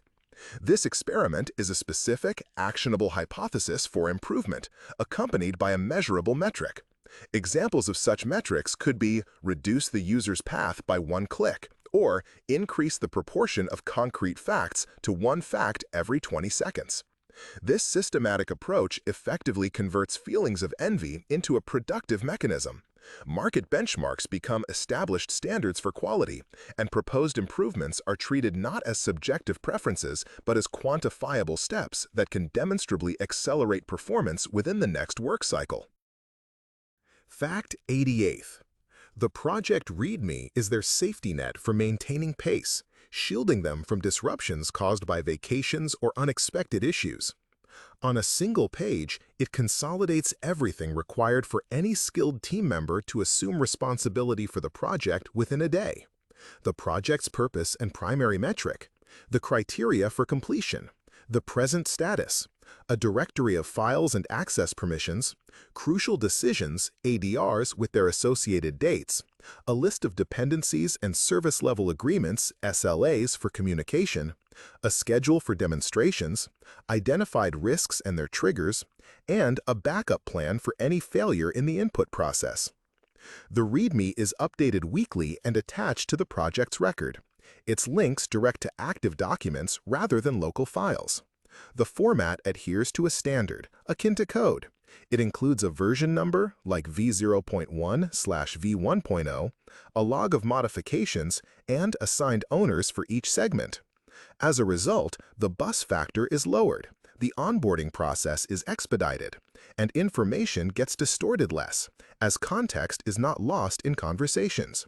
If the original author is suddenly unavailable, the team proceeds based on the provided instructions, preventing time wasted on searching for information and ensuring the project continues to move forward. The 89th fact is that productive individuals shift between tasks using a context reset gate, which is a short but disciplined procedure. The first step involves fixation. You record 2 sentences stating where you stopped and the first 2 steps to continue within your project card, and add a direct link to the current file or a specific anchor point. The second step is to clean your environment. Close any unneeded tabs, save your current window layout as a preset, and then create a commit or a file version with a clear tag. For instance, v0.3_draft_structure. The third step is a physical reset lasting 2 to 3 minutes. This involves drinking water, looking into the distance, and doing a light stretch to signal to your brain that the current scene has concluded.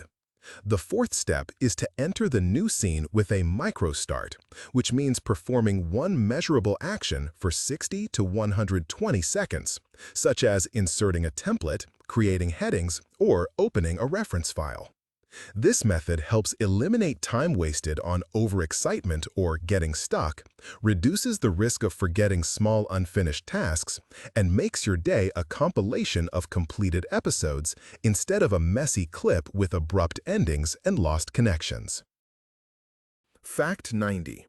Enduring success depends on boundaries as much as it does on aspirations.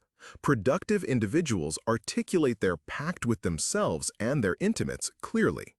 This encompasses unplugged intervals, for example, from 20:30 to 07:30, strict guidelines, no new commitments after 18, weekends reserved for personal projects and rejuvenation, and rituals that foster presence, meals without devices, family outings logged as unmissable events.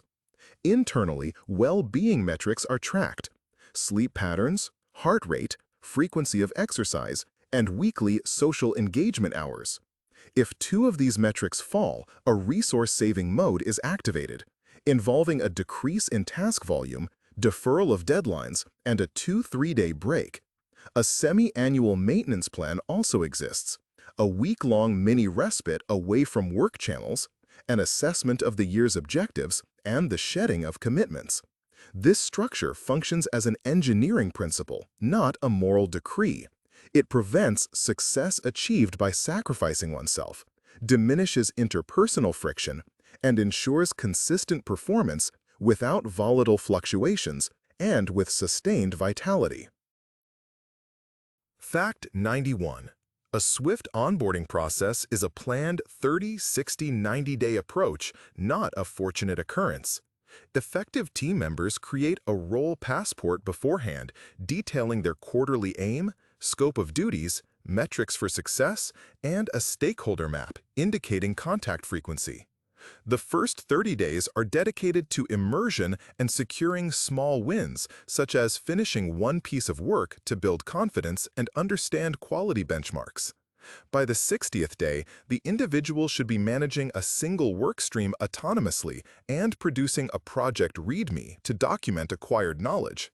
By the 90th day, the aim is for them to propose process improvements, such as eliminating bottlenecks, automating tasks, or updating standard procedures. The schedule includes a judgment-free questions time for the new hire to safely seek clarification. Mentors will have designated review periods and predefined expectations for work speed and quality. This structured framework diminishes confusion, alleviates the worry of performing tasks incorrectly, and enhances team capacity. A new team member avoids getting stuck on assumptions and instead starts on a path to achieving outcomes by the conclusion of the initial quarter. Fact 92. Engineering methods are used to overcome the shiny object syndrome. Productive individuals don't argue with their impulses. They place ideas in quarantine. Each new thought is recorded on an idea sheet as a single line, including its goal, an anticipated metric, and a minimal one-day test. This is followed by a 48 to 72-hour cooling-off period. If the idea remains relevant to the season's theme and aligns with current priorities after 3 days, it proceeds to experimentation with an N-hour budget and kill criteria. If no metric growth is observed, close it without regret. To avoid getting stuck in the generation process, limits are imposed on the number of attempts per sprint, and an overall experiment fund is established, capped by time and money. Ideas compete based on their projected value, not the elegance of their wording. What is the minimal artifact that will produce a verifiable signal by Friday? Such an idea quarantine maintains daring while protecting the intended path. Instead of chaotic start-stop sequences, a consistent flow of checks is created, where successful outcomes are converted into investments and the remainder are archived without any sense of loss. Fact 93. Managing work across time zones demands precise choreography. High-performing teams implement a daily relay system. Each time zone features twilight windows, short intervals for resolving complex dependencies, while all other interactions occur asynchronously. The standard communication language is UTC, and deadlines are set with specific dates and times, avoiding imprecise references like today or tomorrow. A shift handover is not a casual chat message, but a structured package containing the status of completed and outstanding tasks, a list of blockers with their owners, required artifacts, and the initial 2 steps for the next team member. Decisions are documented in a common log to ensure they are not lost in the messenger's activity feed. Meetings are scheduled with weekly rotation to prevent the workload from always falling on the same side. Emergency channels are predetermined and quiet windows are respected. The policy of no hard releases during the night for any zone reduces errors and grievances. As a result, the team functions not in a state of perpetual jet lag, but in a predictable follow-the-sun rhythm, where speed is derived from the quality of handovers, not from being online around the clock. The 94th fact is this: data accelerates only when you speak the language of visual literacy. Productive individuals frame their conclusions on one page: the goal, a key chart, two tables with assumptions, and a one-paragraph takeaway. Charts are built correctly, not just for looks, with unit labels, 0 on the axis where needed, no scale breaks for drama. The mean doesn't replace the median with outliers. For exponential growth, use a logarithmic scale, but mark it clearly. Comparisons are side by side, using small multiples, not scale changes. Percentages come with absolute figures. Errors and confidence intervals are shown to avoid selling precision that isn't there. Each chart answers one question and includes a what to do, a process decision. This discipline saves hours of debate and miles of emails. The team sees a clean picture, not a trend feeling, allowing decisions today without extra archaeology in raw tables. Fact number 95. Legal hygiene is a low-key but essential habit for high achievers. A single problem can bring a project to a standstill for weeks. They meticulously track licenses and permissions, the source of photos, fonts, music, code snippets, their usage conditions, the need for attribution, and their expiry. Photos of people include model releases. User data is either anonymized or collected with explicit permission and only the necessary minimum, and access is granted on a least rights basis. NDAs and IP assignment agreements are properly filed, and contract templates cover rights to original materials and how changes are made. A pre-publication checklist covers sources and licenses, commercial rights, absence of restricted brands/sensitive data, and correct attribution. If there's any uncertainty, the approach is pause until checked. This proactive approach prioritizes speed over bureaucracy. With clear rules and clean documentation, releases are smooth, and reputation aids the project rather than harming it. Fact 96. Productive individuals operate with invariance, a fundamental set of principles that persist through changes in tasks, teams, and technologies.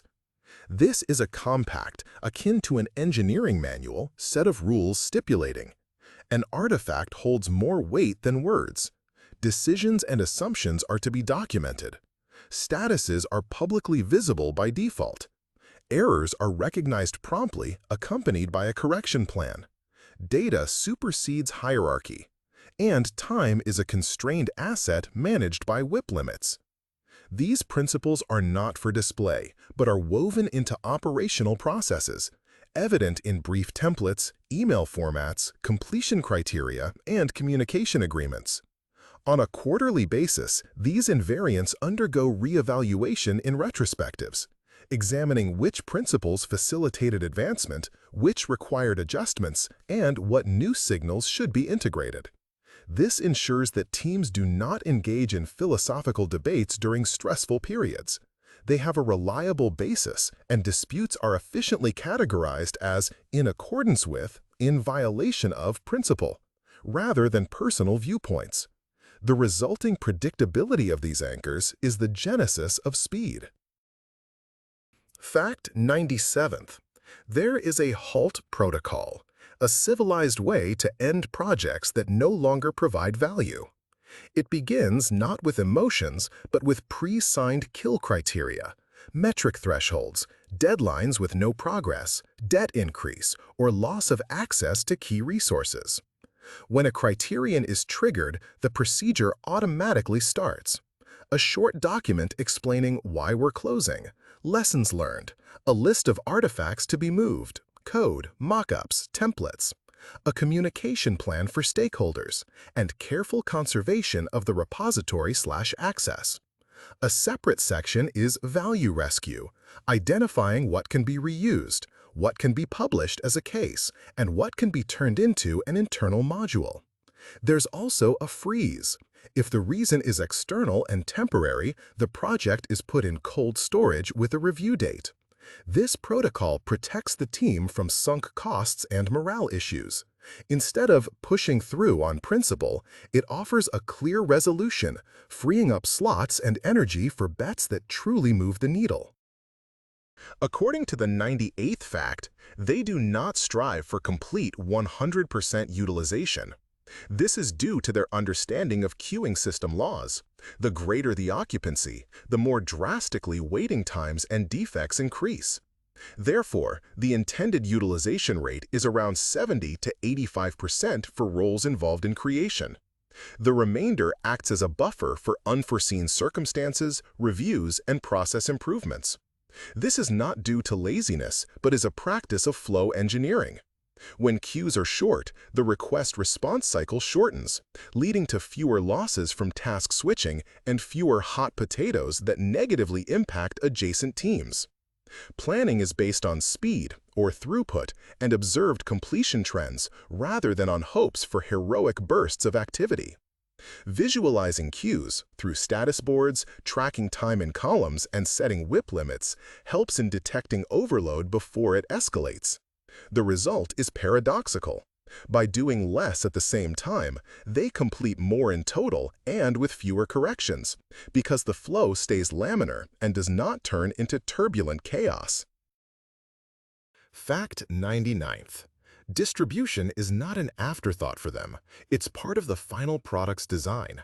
Before they write a report, release a tool, or make a video, they outline a channel strategy. This involves figuring out who needs the information, where those people are, what format works best for them, a one-page letter, a thread with a chart, a short demo, and who can help spread it, a partner, an influencer, an internal email list. They plan the timing and follow-up. One main release and several echo touches with new angles and facts, not just repeated spam. Each channel has a clear, measurable goal and a call to action, what the person should do after seeing it. They prepare materials with distribution in mind, a teaser image, a 30-second summary, and a one-page FAQ. They track results using UTM codes and how people behave, not just likes. This way, value becomes influence. Good content doesn't just wait to be found, it gets to the right people in the right format at the right time. Fact 100. The core of their success isn't willpower or charisma, but a dynamic human operating system. This is a single, compact guide that consolidates goals, principles, rituals, checklists, templates, and metrics. It covers the annual theme and long-term objectives, consistent rules and conditional if-then guidelines, schedules for concentrated work sessions and demonstration days, communication protocols and deliverable formats, a risk assessment document and shutdown procedures, an asset register, and safety regulations.